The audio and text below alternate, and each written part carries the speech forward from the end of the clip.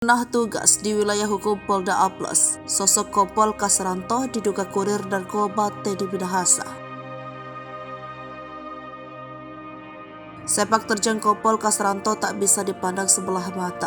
Pasca lulus Sekolah Bintara 1992, berbagai jabatan sudah diemban mantan Kapolsek Kalibaru tersebut. Ia disebut menjadi kurir sabunya Irjen Pol Teddy Minahasa yang kini jadi terdakwa. Kasranto sudah cukup malam melintang di dalam kepolisian tanah air. Ia tercatat pernah mengemban jabatan Kasubdit 2 Krimum Satreskrim Polres Metro Jakarta Barat pada tahun 2010. Kemudian ia juga sempat menjabat sebagai Kadit PPA Satreskrim Polres Metro Jakarta Barat. Karirnya makin moncer setelah menjabat sebagai Kabagren Polres Tangerang Selatan.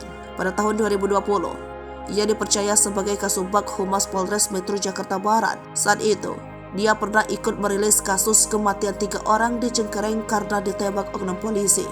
Adapun jabatan terakhir yang diemban Kasranto adalah Kapolsek Kalibaru pada tahun 2022. Disinilah ia diduga terlibat bisnis peredaran narkoba yang dijalankan oleh Teddy Minahasa.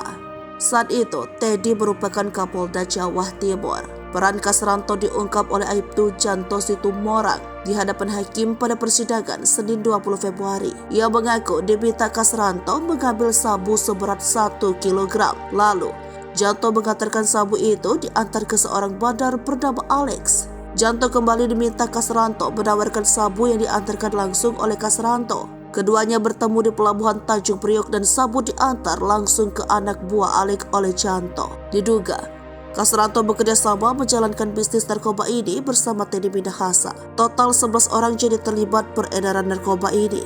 Selain Teddy Minahasa, Kasranto, dan Janto, juga ada AKBP Dodi Prawira Negara, Aibda Ahmad Darmawan, M. Nasir, Syamsul Marif, Linda, Maisiska, Arif Firmansyah, dan Hendra.